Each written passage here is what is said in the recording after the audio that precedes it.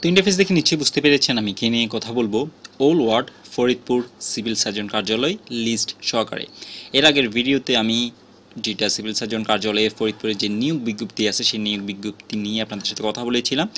এই ভিডিওতে ফরিদপুরের যে সিভিল সার্জন কার্যালয়ে যারা স্বাস্থ্য সহকারী পদে আবেদন করতে চান 104 পদে, ওইখানে কিন্তু অবশ্যই আপনাদের ওল ওয়ার্ড লাগবে। সেই ওল ওয়ার্ড নিয়ে আপনাদের সাথে কথা বলবো। তো আপনি যদি আমার চ্যানেলে নতুন হয়ে থাকেন তাহলে অবশ্যই ভিডিও দেখে লাইক, কমেন্ট, শেয়ার এবং সাবস্ক্রাইব করুন। সাবস্ক্রাইব করে অল বাটনটা সেট করে দিন। তাহলে এখন চলে যাচ্ছি মূল টপিকের দিকে। তবে তার আগে আরও একটা কথা বলবো, যারা স্বাস্থ্য সহকারী পদে সাজেশন সংগ্রহ করতে চান এই নাম্বারে যোগাযোগ করে সাজেশন সংগ্রহ করতে পারবেন।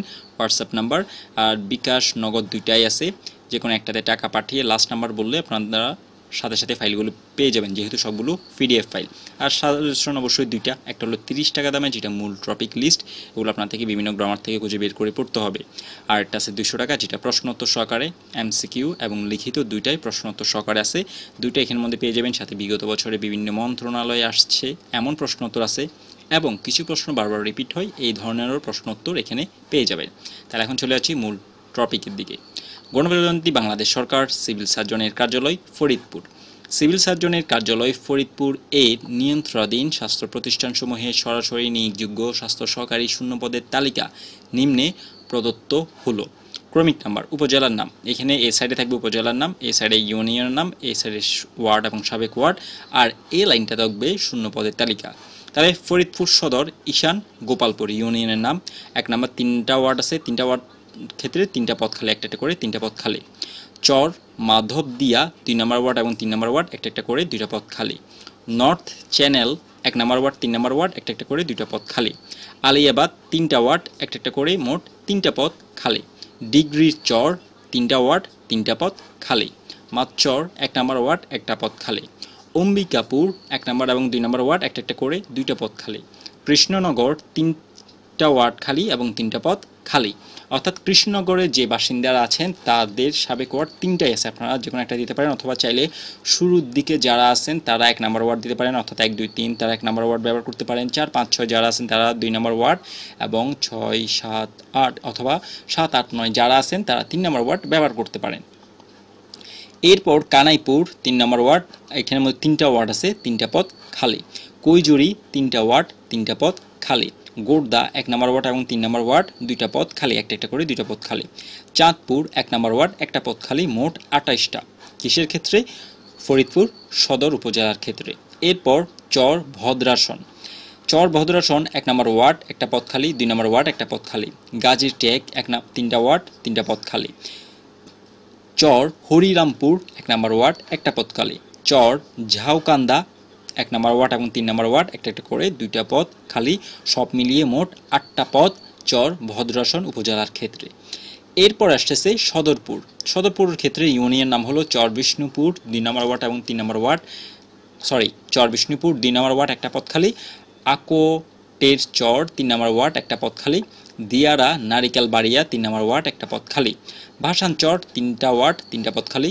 কৃষ্ণপুর 1 নম্বর এবং 3 নম্বর ওয়ার্ড, একটা করে 2টা পদ খালি। সদরপুর 2 নম্বর ওয়ার্ড এবং 3 নম্বর ওয়ার্ড, একটা করে 2টা পদ খালি। ঢেউখালী 2 নম্বর ওয়ার্ড এবং 3 নম্বর ওয়ার্ড, 2 নম্বর ওয়ার্ডের জন্য 2টা এবং 3 নম্বরের জন্য একটা, মোট 3টা পদ খালি। সব মিলিয়ে মোট 13টা পদ। এরপর সালতা উপজেলা মাজারদিয়া ইউনিয়ন 1 নম্বর ওয়ার্ড 1টা পদ খালি। সোনাপুর 1 নম্বর ওয়ার্ড 1টা পদ খালি। বল্লভদী 2 নম্বর ওয়ার্ড এবং 3 নম্বর ওয়ার্ড, একটা করে মোট 2টা পদ খালি। গোট্টি 2 নম্বর ওয়ার্ড 1টা পদ খালি, সব মিলিয়ে মোট 5টা পদ। এরপর মধুখালী উপজেলা কামারখালী ইউনিয়ন 1 নম্বর ওয়ার্ড 1টা পদ খালি। বাগাট 1 নম্বর ওয়ার্ড 1টা পদ খালি। নৌপাড়া 1 নম্বর ওয়ার্ড 1টা পদ খালি।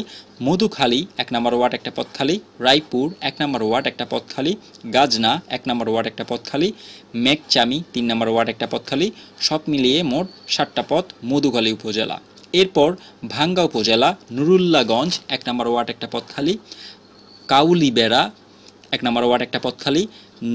নসিরাবাদ 2 নম্বর ওয়ার্ড 1টা পদ খালি। হামিরদি 2 নম্বর ওয়ার্ড 1টা পদ খালি।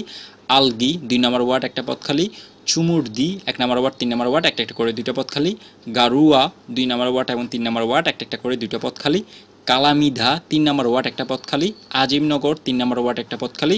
চান্দ্রা 2 নম্বর ওয়ার্ড 1টা পদ খালি। সব মিলিয়ে মোট 12টা পদ ভাঙ্গা উপজেলা। এরপর আলফা ডাঙ্গা বুড়াইচ 1 নম্বর ওয়ার্ড একটা পদ খালি, গোপালপুর 1 নম্বর ওয়ার্ড একটা পদ খালি, আলফাডাঙ্গা 1 নম্বর ওয়ার্ড একটা পদ খালি। মোট হলো 3টা পদ আলফাডাঙ্গা উপজেলার ক্ষেত্রে।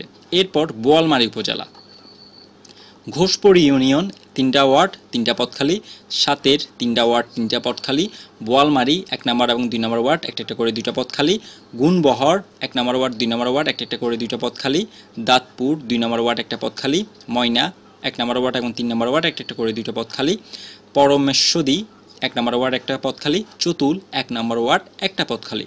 সব মিলিয়ে মোট 15টা বোয়ালমারী উপজেলার ক্ষেত্রে।